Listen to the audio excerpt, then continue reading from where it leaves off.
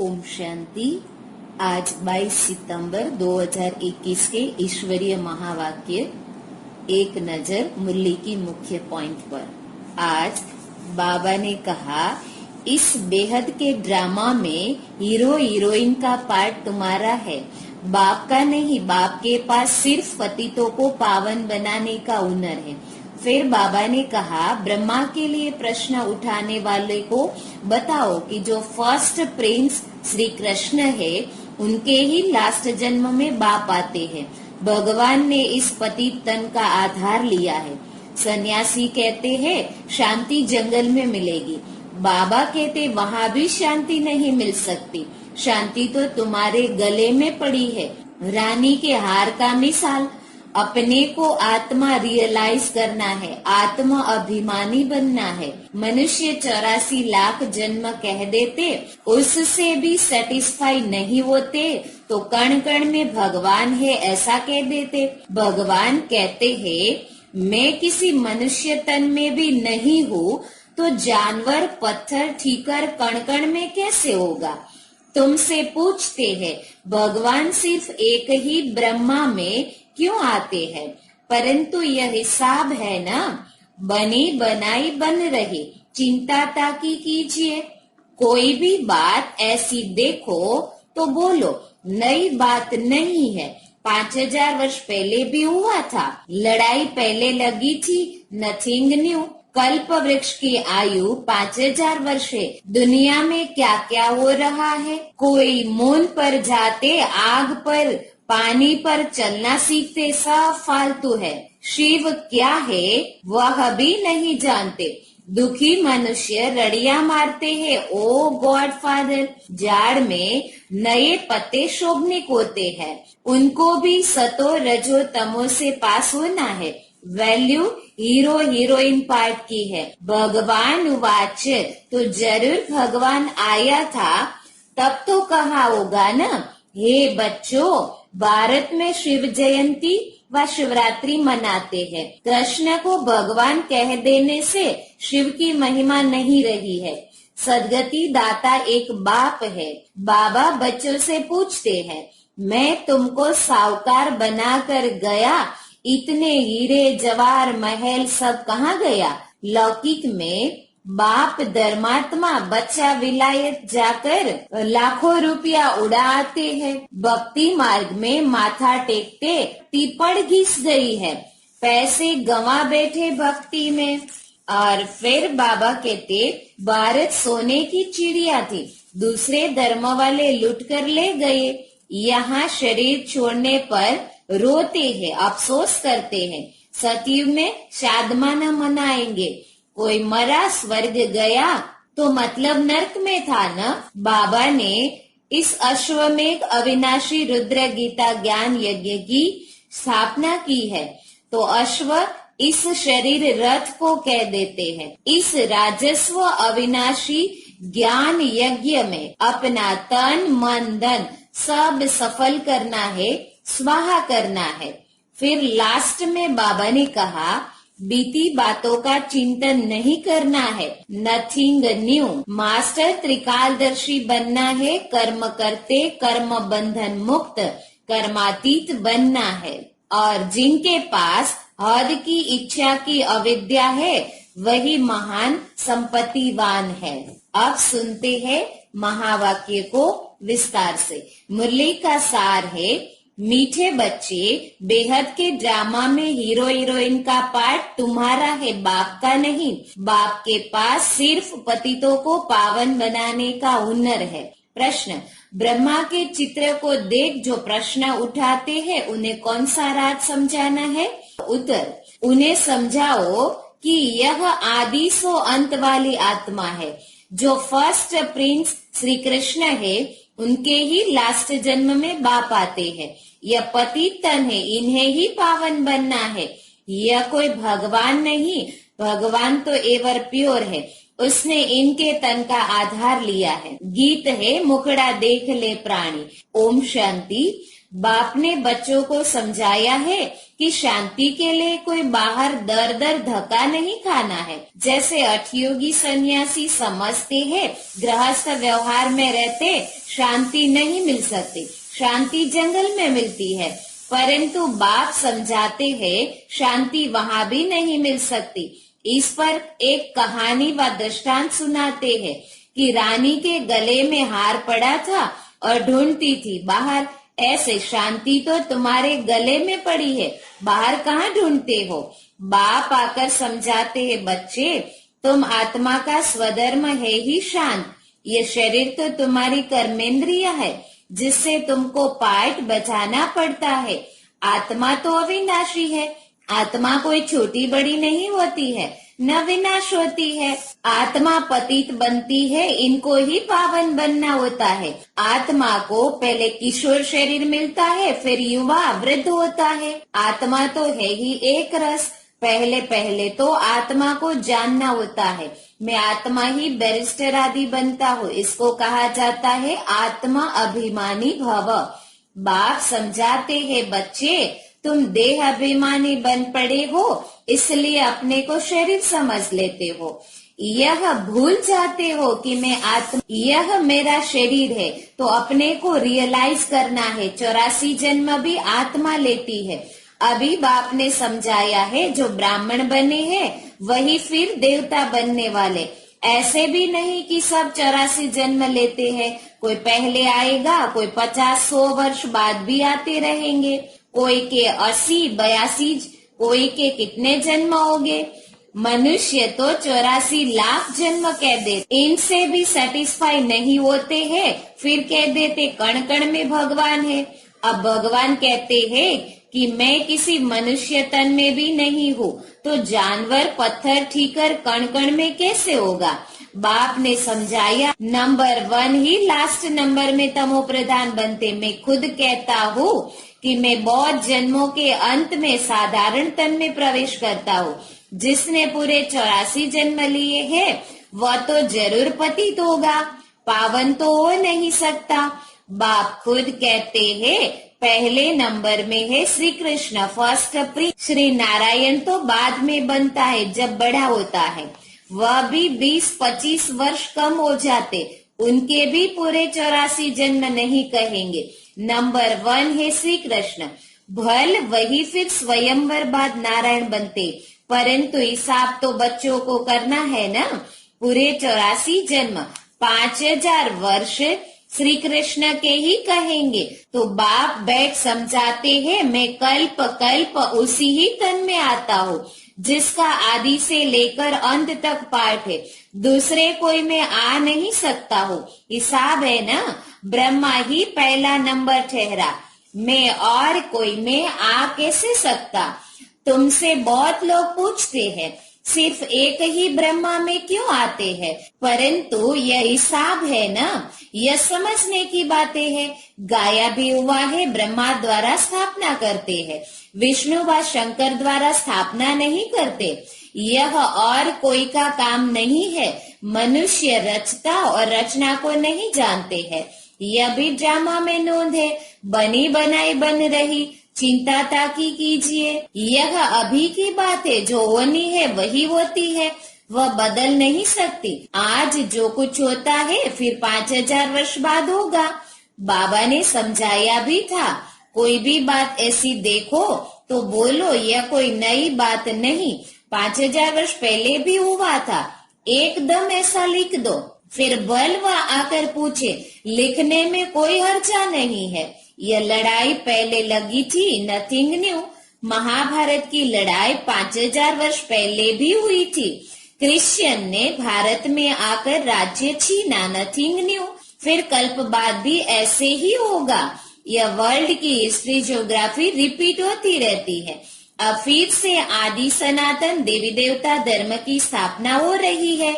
जिनके 84 जन्म पूरे हुए हैं वही पहले नंबर में लक्ष्मी नारायण बनेंगे। यह सब राज बाप ही बैठ समझाते हैं।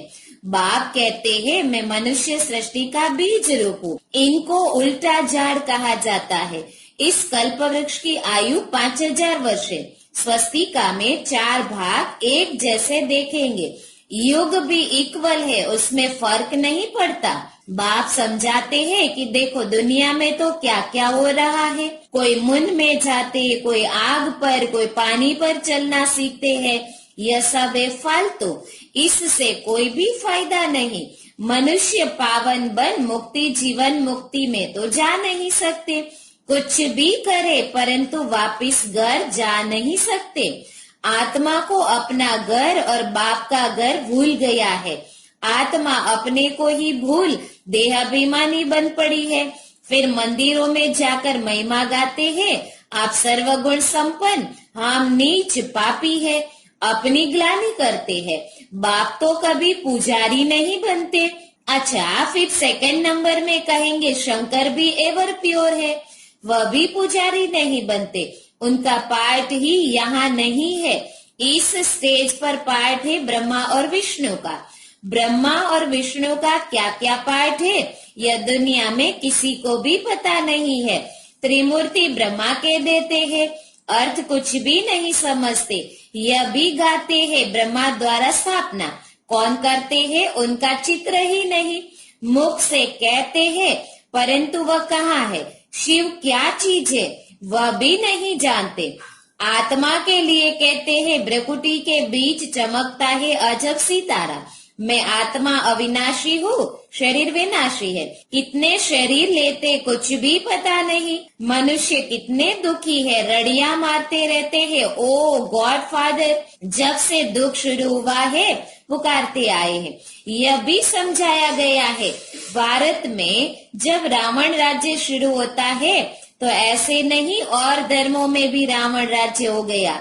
यह भी समझाया गया है। भारत में जब रावण राज्य शुरू होता है तो ऐसे नहीं और धर्मों में भी रावण राज्य हो गया। नहीं, उनको तो अपने समय पर सतो रजो में तमो में आना ही है। यह कहानी सारी भारत पर है। वह तो बाय प्लांट है। बाप बीच में ही आते। भारत जब तमो प्रधान बन जाता है तो फिर सारा झाड़ तमो प्रधान बन जाता है। उनको भी सुख दुख भोगना है।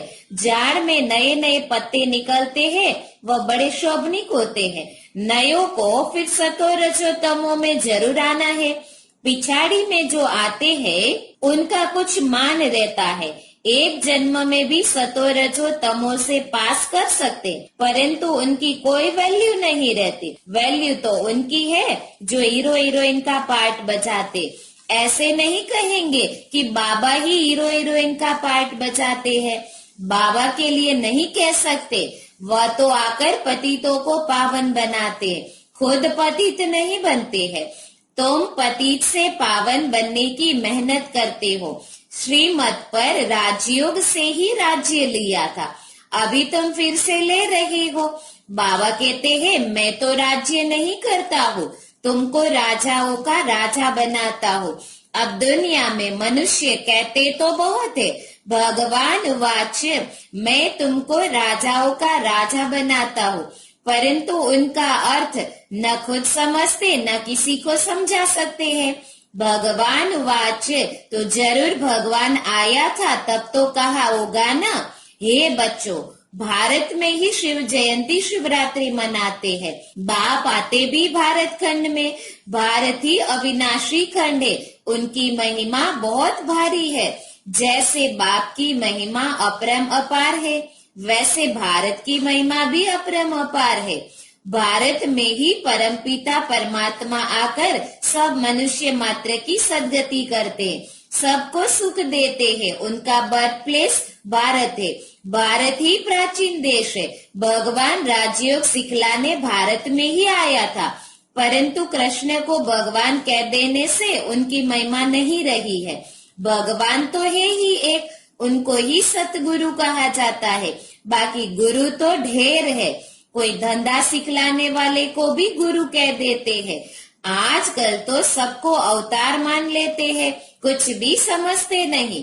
जब बिल्कुल पतित बन जाते हैं तब पुकारते हैं, बाबा आकर हमको पावन बनाओ। बाप ही आकर सची सची अमर कथा सुनाते हैं।